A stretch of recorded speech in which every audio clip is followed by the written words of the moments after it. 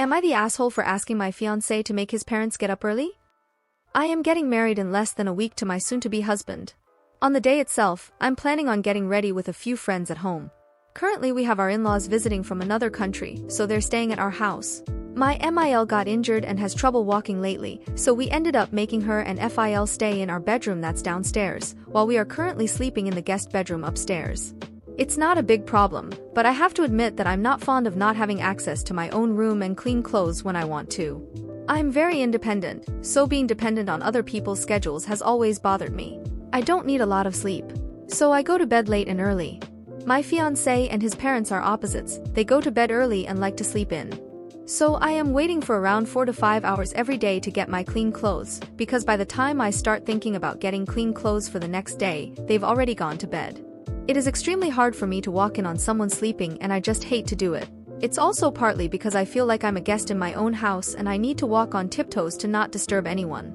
They've only been staying here for about a week, so I'll survive their stay, but I'm starting to get stressed out because of the wedding. My fiancé has also been gone for the past 4 days. He had to travel for his wedding suit and then he had his bachelor party. So I've had to do all wedding-related stuff, clean up after his parents, play a good host and also file taxes and do my job. It's a bit much, and on top of that, I've recently found out that I'm 9 weeks pregnant and I'm suffering from terrible exhaustion and morning sickness all day. I feel myself being more irritable because I'm constantly sick/nauseous. So I'm not sure if my hormones are all whack because I'm pregnant and I'm truly being unreasonable, or if I'm actually justified in my feelings. So here's where I am the potential asshole.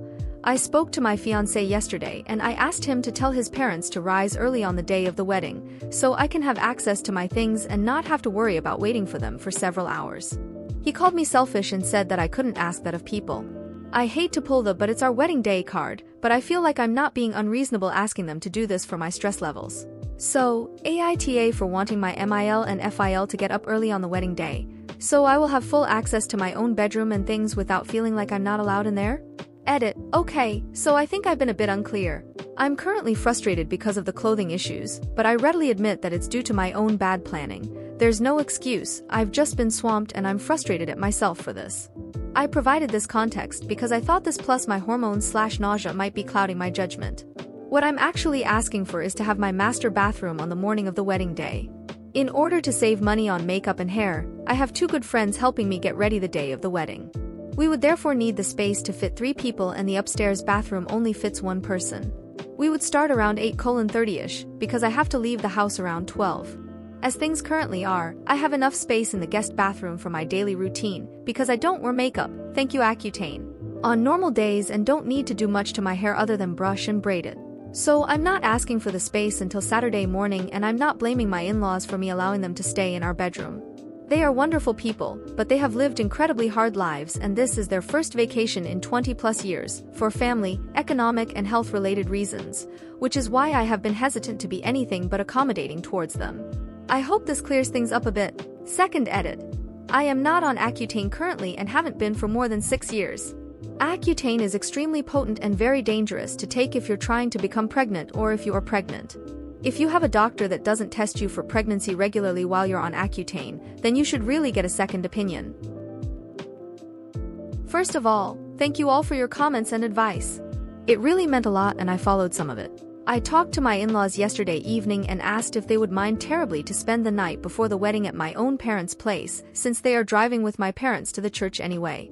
They were super gracious and didn't mind one bit. My MIL even said that I needed all the time I could get and that it is always the best to get out of the bride's hair on her special morning, so she can have plenty of time to get ready without distractions. So yeah, they are incredibly good and kind people and anyone would be blessed to call them their in-laws. I wish that was where the story ended, but it is not. This morning my, maybe ex-fiancé and I have had a huge fight over me snapping at him because he left food and coffee out which made me vomit due to morning sickness. At the end of it, he told me, "If you can't drop the attitude, maybe you shouldn't even bother showing up on Saturday at all." I started crying and asked him if he was serious. He said yes, so I started ugly crying/sobbing and asked him again if he was serious. He said yes. I asked him again if he truly was serious and if he truly felt like he wanted me to not show up. He said yes again. I'm still sobbing the entire time, but I somehow managed to get the words out that I was sorry he felt that way and that he didn't want to marry me anymore. I told that that since he felt that he didn't want to marry me he should have his ring back. So I gave him the engagement ring back and he just didn't react at all. Absolutely nothing to read on his face, it was like he didn't care at all and I wasn't even there. I've been driving for a few hours, I've luckily taken this week off of work, so I don't need to worry about that today, and I'm currently writing this at a gas station. So far I haven't heard anything from him, it's been more than 3 hours since I started driving. I don't even know what to do. I am devastated and still crying uncontrollably. Of all the scenarios I ever imagined for this week, my fiancé, a man I have 2 dogs, a house, and baby on the way with, asking me to not show up to our wedding was not one of them. I am just too hurt to even process what the hell is going on right now and what the hell I should do going forward. I wish I had a happier update, but yeah. Sorry guys. Hey guys! First of all, thank you for all the well wishes and comments. You guys have truly warmed my heart. I've reached the word limit on this, so I've put a more detailed update in the comments, but essentially I'm doing okay. Holy hell, guys. These past 2 days have been a roller coaster. First of all, thank you all so much. There have been so many kind responses and well wishes that I've been completely floored.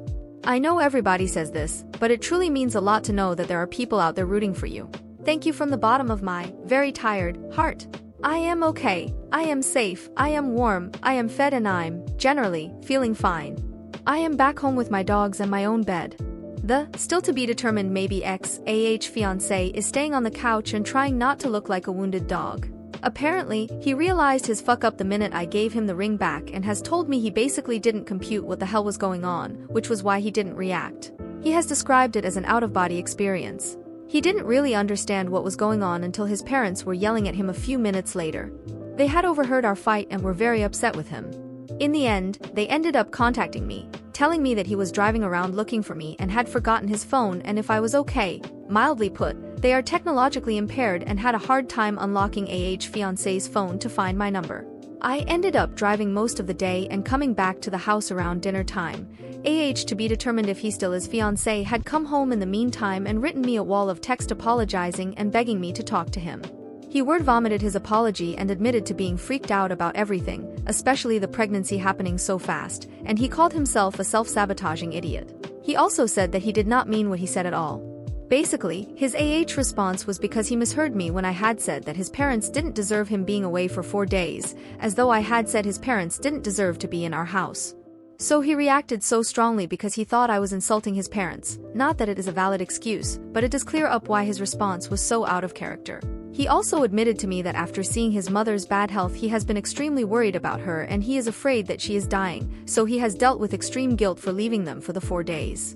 I barely spoke when he apologized, which then made him cry, first time I've ever seen him cry, and beg for a chance to make it up to me.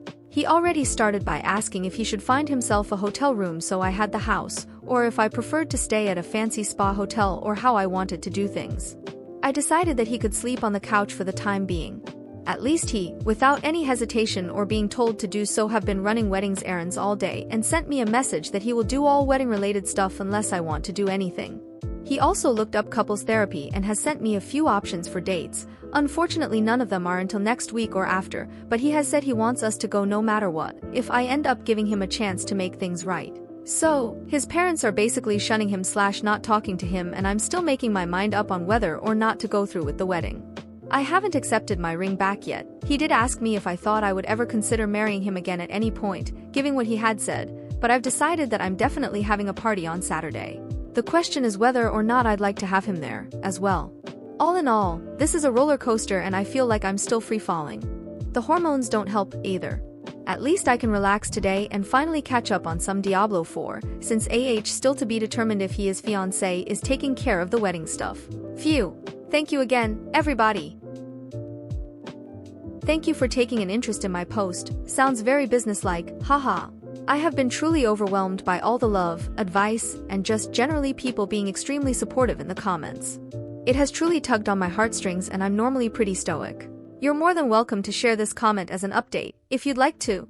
The TLDR version is that I chose to marry my fiancé, now husband, and that we have started going to therapy, couples and individual, and things are moving forward and I'm no longer in doubt as to how sorry he is and how much he truly wants to change. At the very least, I have no doubt that no matter what the outcome is he will be a good father, even if we end up not making it. So while it will be some time before my trust in him will be restored, I am a resourceful woman and I'll be damned if I let this break me forever. I've chosen to give it a shot, because even if it doesn't work out, I'll at least not regret not trying. He has never done anything like this to hurt me, ever, after all. Now for the long version. I started by simply refusing to fix any more wedding-related things. I did absolutely nothing except for cry and relax until the day before the wedding. My fiancé did his best to soldier on and we talked a bit every day, but I was never pushed for a decision or rushed to feel a certain way. The decision was mine to make, after all, and my fiancé knows that when I'm emotionally overwhelmed I need space and time to process my emotions. So I took the time I needed, and the day before the wedding, after he had dropped his parents off at mine, we talked. We laid everything out in the open. I told him I was worried about the future and I was thinking about an abortion, because I couldn't go through with having a baby alone. He finally came clean to me about all the stress he's been carrying lately. He is currently working 2 jobs because of an overlap of a previous consulting contract and his full-time job. He normally loves what he does, so he accepted this knowing it wasn't permanent, but he was sure he would be fine, and with all the extra things we have had to focus on, he has been trying to manage it all. I have asked him how he is feeling several times. I keep checking in with him because I see how much having 2 jobs affect him, but he has always said he is fine. I've obviously known he was lying, but being pregnant and also stretched thin, I probably haven't been as supportive of a partner as I could have been, as well. It was a powder keg waiting to explode, I think. Since, and during, our talk he has been apologizing profusely, especially for not sharing his burdens. I have had my fair share of mental issues, so he knows that I value communication and honesty above all else, because I never want people to think that they have to sit with their issues all alone, like I have had to throughout most of my life. Which in turn made him feel worse, because he was now hiding it from me, to protect me. It's not an excuse, but it gave me some insight as to why he acted the way he did. He definitely has some issues he needs to address, and he has been addressing them, now both with mine and our therapist's help. After our talk, I decided that I did trust him enough to marry him. I am in the fortunate position that I know he can't hurt me financially, and I've been through enough in my life to know that I can make it on my own, plus having a family full of lawyers and an existing prenup helps, if all goes to hell. But, more importantly, I know he isn't a bad guy, so I trust that no matter what happens between us, he will be there for our child. He is a wonderful dog father and has helped his parents raise his nephew. We got married and it was actually a wonderful day. Logically, it is extremely weird how natural and easy it was for me to just let things go for the day, and I realize that I do want to try and fix this mess. He has never given me any reason to doubt him before this whole incident, even though I hate how much of a bad planner he is, and he hasn't given me a reason since. I know it hasn't been more than 2 weeks, so I'm pretty optimistic at this point. I know a lot of people will warn me and call me foolish, but I trust my instincts and my ability to survive enough to know that no matter what happens, I will land on my feet again, and even if he turns out to be a shit father, I now know that I have several people in my life to help me out with a child, if I need them to. So all in all, I have decided to trust enough to work through our crisis and rebuild our relationship. Realistically, it takes much longer than 2 weeks, but you have to start somewhere. Again, I want to thank every single one who left a comment, advice, or just simple spared a thought. People have been so kind, and I can tell you that it helped me so much in what I consider one of my darkest hours. You are such caring, wonderful people, and I just don't have the words. Thank you so very much.